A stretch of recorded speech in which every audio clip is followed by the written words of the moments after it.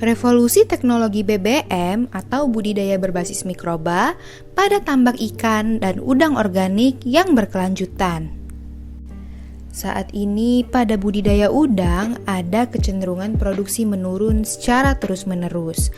Banyak perusahaan besar harus gulung tikar, terutama tambak tradisional karena tidak mampu lagi menanggulangi masalah yang terjadi pada tambak udang, seperti pandemik virus, pertumbuhan udang lambat, residu kimia dan racun amonia, gagal panen secara terus-menerus, kerusakan ekosistem tambak, dan yang lainnya. Masalah-masalah tersebut yang menyebabkan banyaknya perusahaan harus gulung tikar, sementara permintaan komoditas udang dunia semakin tinggi. Untuk menanggulangi permasalahan-permasalahan tersebut, diperlukan teknologi yang ramah lingkungan yang mampu menghasilkan budidaya udang yang berkualitas dan sustainable. Teknologi tersebut diantaranya adalah teknologi BBM atau budidaya berbasis mikroba. Adapun fungsi dan SOP dari teknologi BBM adalah sebagai berikut. Yang pertama adalah BBM padat. BBM padat berfungsi untuk mengikat kotoran dan sisa pakan yang berpotensi meningkatkan kandungan amoniak atau racun dalam air yang berbahaya bagi ikan dan udang. Selain itu, BBM padat juga mampu menaikkan dan menyeimbangkan pH air serta mengurai sisa pakan dan kotoran udang menjadi pakan alami, sehingga mampu menghemat pakan. Teknologi ini juga menganut pola feeding minimalis. Yang kedua adalah BBM cair atau biogalifet. BBM cair adalah cairan mikroba aktif yang berfungsi sebagai pengendali hama penyakit pada ikan dan udang, yang mengandung mikroba yang dapat memproduksi hormon growth promotor untuk membantu memperbaiki metabolisme pencernaan pada ikan dan udang. SOP teknologi BBM atau budidaya berbasis mikroba pada ikan dan udang. Yang pertama adalah pengeringan tambak. Yang kedua, bila tambak dalam kondisi pandemik virus atau tambak mati atau tambak yang tidak bisa dilakukan budidaya lagi, maka lakukan penyemprotan BBM cair secara merata pada dasar dan dinding tambak dengan dosis 250 ml per 15 liter air. Alat semprot harus bersih dari bau dan warna bahan kimia.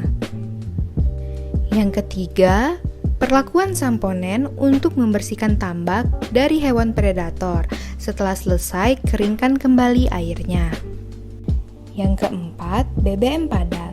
Taburkan BBM padat pada dasar kolam secara merata dengan kondisi dasar kolam tanah macak-macak atau air semata kaki pada 7 hari sebelum dimasukkan air. Fungsinya sebagai planter dan menetralisir racun residu kimia dan juga untuk menyiapkan pakan alami dalam kolam. Dalam penyiapan lahan kolam dilarang menggunakan bahan kimia ya. Dosis BBM padat pada 1 kg untuk 100 ikan atau udang yang rencana akan ditebarkan. Yang kelima, formula biogalifet atau BGV adalah formula mikroba yang memproduksi hormon growth promotor alami dan mikroba antivirus atau jamur dimasukkan dalam tambak sebanyak 10 liter BBM cair atau BGV bersamaan dengan masuknya air inlet. Untuk pakan, bisa menggunakan pakan pabrikan yang masih baik dan baru tanpa bau, tanpa ada jamur, dan tidak menggumpal. Atau bisa juga menggunakan pakan buatan sendiri yang nutrisinya cukup sesuai kebutuhan ya. Sebelum pakan diberikan pada ikan atau udang, disemprot terlebih dahulu dengan BGV yang sudah diencerkan dengan air dan dosis 250 ml untuk 20 liter air. Pakan yang sudah disemprot dengan BGV harus habis diberikan pada ikan atau udang pada saat itu juga. Yang ketujuh yaitu pengendalian virus. Bila terjadi serangan virus kembali, maka taburkan BBM padat dan penyemprotan BGV pada dinding serta tepian tambak kolam dengan dosis secukupnya.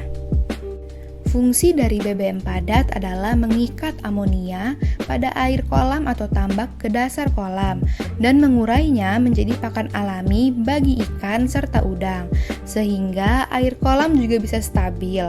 Dengan demikian, tidak perlu mengganti air atau nyipon. Yang kesembilan, lakukan kontrol udang pada bak kontrol. Bila pakan tidak habis, maka lakukan penundaan pemberian pakan.